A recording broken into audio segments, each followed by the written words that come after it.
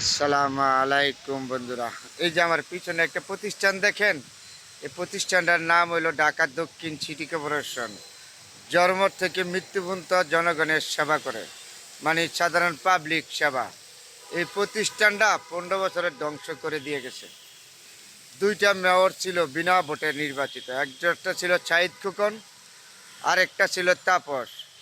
দনোজন এরকমভাবে এই প্রতিষ্ঠানটা শেষ করে দিয়ে গেছে, মানে বইলা শেষ করা নাই। কোন কোন খেতে যেরকম করছে আপনার, এই প্রতিষ্ঠানটার যোগ্যতা লোকের কিন্তু মূল্যায়ন ছিল না। যারা স্বাধীন কর্মকর্তা কর্মচারী ছিল তারা এখানে চাকরি করতে, তারা 15 বছর বহু নির্যাতিত, বহু অত্যাচার হয়েছে, তারপরও ঠিক করেছে। আর অগর দলীয় কর্মকর্তা সব এখানে যোগানদার দিয়েছে, যে হয়তো ছাত্রলীগ, যুবলীগ, হেলপেট লীগ যত আছে তাদেরকে এখানে দিয়ে এই প্রতিষ্ঠানটা ধ্বংস করেছে। কিন্তু অযোগ্য লোক যোগ্য জায়গায় বসাইয়া এই সিটি কর্পোরেশনটা ধ্বংস করে দিয়েছে পাবলিক সেবা।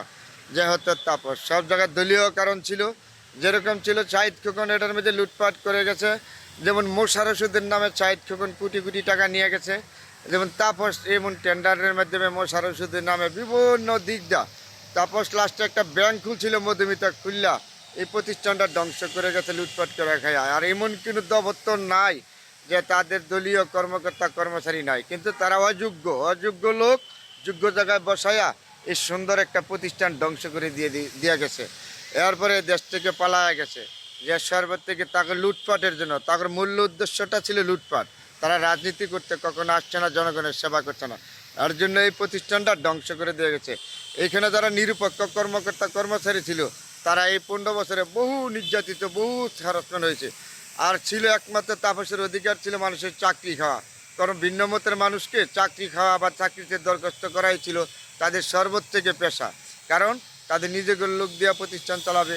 তারপরে এই যে ভিন্ন মতের মানুষ যারা নিরপেক্ষ কর্মকর্তা কর্মচারী তাদেরকে সব সময় তাদেরকে সাসপেন্ড করতো, চাকরি থেকে সরাই দিত। এটা হলো তাপসের ছিল আদর্শ। কারণ দলীয় লোক ঢুকাইতো।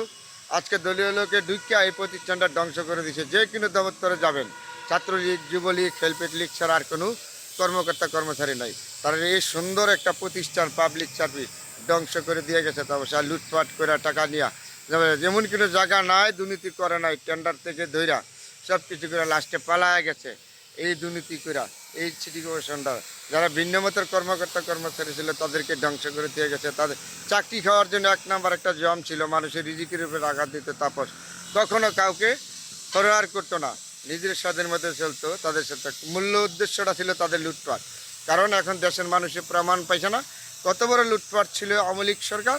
আজকে এত এই লুটপাট করা এই সিটি কর্পোরেশনটা, শুধু সিটি কর্পোরেশন না, যতগুলি প্রতিষ্ঠান সবগুলি প্রতিষ্ঠান ধ্বংস করে দিয়ে গেছে এই লুটপাট করা এই তাপসে।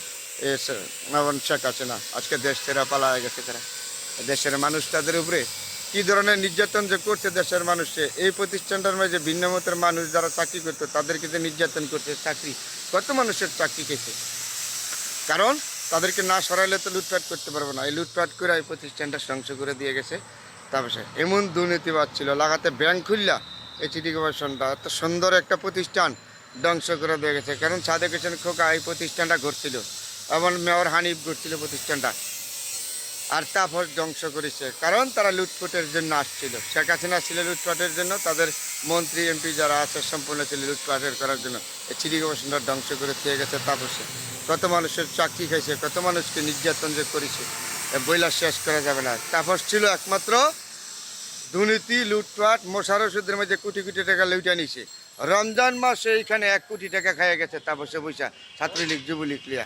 এই প্রতিষ্ঠানটা এইভাবে ধ্বংস করে থেকে গেছে। বন্ধুরা সবাই ভালো থাকবেন, সবার জন্য দোয়া রইল।